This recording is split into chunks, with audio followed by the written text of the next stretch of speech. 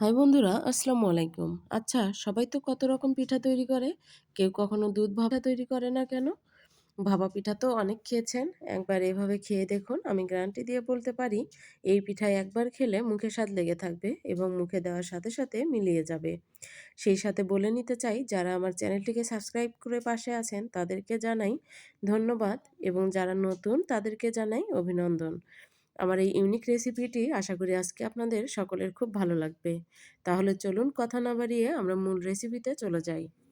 আমি এখানে সিদ্ধ চালের গুঁড়া নিয়ে নিয়েছি। আপনারা চাইলে আতপ চালের গুঁড়াটাও নিয়ে নিতে পারেন। তবে সিদ্ধ চাউলের গুঁড়া দিয়ে যদি পিঠা খান তাহলে কিন্তু গ্যাসের সমস্যা হবে না। আতপ চালের গুঁড়াতে গ্যাসের সমস্যাটা হয়ে থাকে। এবার আমি চাউলের গুঁড়াতে নিয়ে নিব পরিমাণ মতো লবণ। আমি এখানে হাফ চামচ পরিমাণ লবণ নিয়ে নিয়েছি।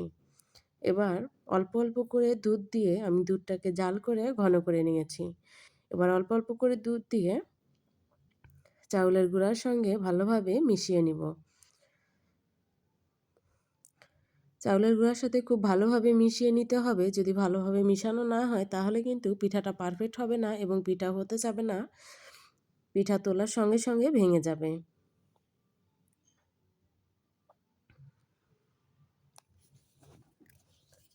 এবার হাতে মুঠ করে দেখবেন, যখন দেখবেন যেমন মুঠ পেকে আসতেছে বা দলা হচ্ছে এবং চাপ দেওয়ার সঙ্গে সঙ্গে ভেঙে যাচ্ছে তবে গুঁড়ি হচ্ছে না, তখন বুঝবেন যে আপনার চাউলের গুঁড়াটা রেডি ভাপা পিঠা তৈরি করার জন্য।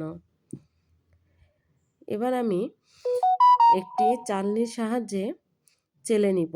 যদি আপনারা মিহি দানার ভাপা পিঠা খেতে চান তাহলে অবশ্যই চালনির সাহায্যে চেলে নিতে হবে। আর যদি মোটা দানার ভাপা পিঠা খেতে চান তাহলে না চেলে নিলেও হবে।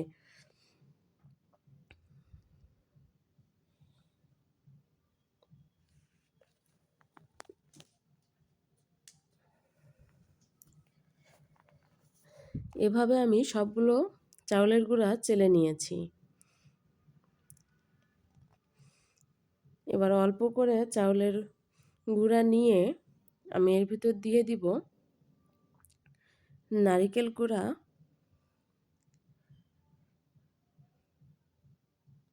এবং গুড় দিয়ে মেখে নিব।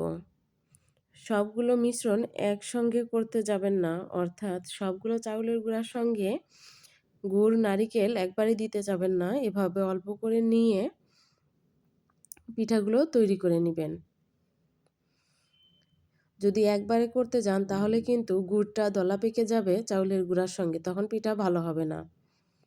এবার বাটির ভিতর আমি মিশ্রণটা তুলে নিয়ে নিলাম। আর অবশ্যই এখানে চাপ দেওয়া যাবে না। চাপ না দিয়ে আলতো করে বাটির উপর থেকে আটাটা সরিয়ে নিতে হবে।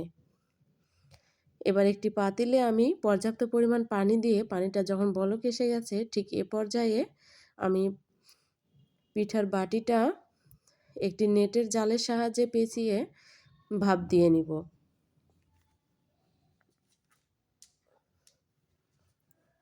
ফিরে এলাম 1 মিনিট পর। আমার প্রতিটা পিঠা হতে সময় লেগেছে প্রায় 1 মিনিট।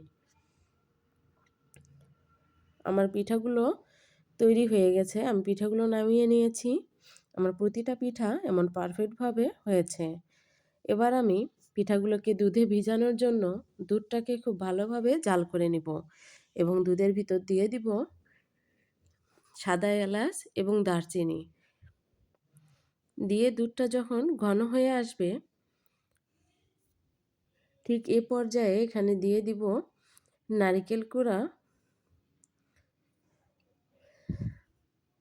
এবং চিনি দিয়ে আবারও কিছু সময় খুব ভালোভাবে জাল করে নিব। তবে আপনারা চাইলে এখানে চিনি নাও দিতে পারেন, আবার চিনির পরিবর্তে খেজুরের গুড়টাও ব্যবহার করতে পারেন। তবে খেজুরের গুড় দিলে খেজুরের গুড়টাকে আগে থেকে জাল করে নিয়ে ঠান্ডা করে তারপরে দুধের ভিতর দিতে হবে, তা না হলে কিন্তু দুধটা ছানা কেটে যাবে।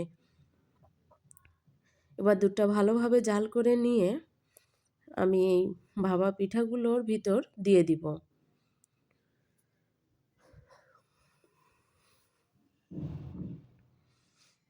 এভাবে আমি সবগুলো দুধ ভাপা পিঠার উপরে দিয়ে দিলাম। আমার দুধ ভাপা পিঠা রেডি। আশা করি আজকের রেসিপিটি আপনাদের খুব ভালো লাগবে। যদি ভালো লাগে তো অবশ্যই পাশে থাকবেন। সবাই ভালো থাকবেন। আল্লাহ হাফেজ।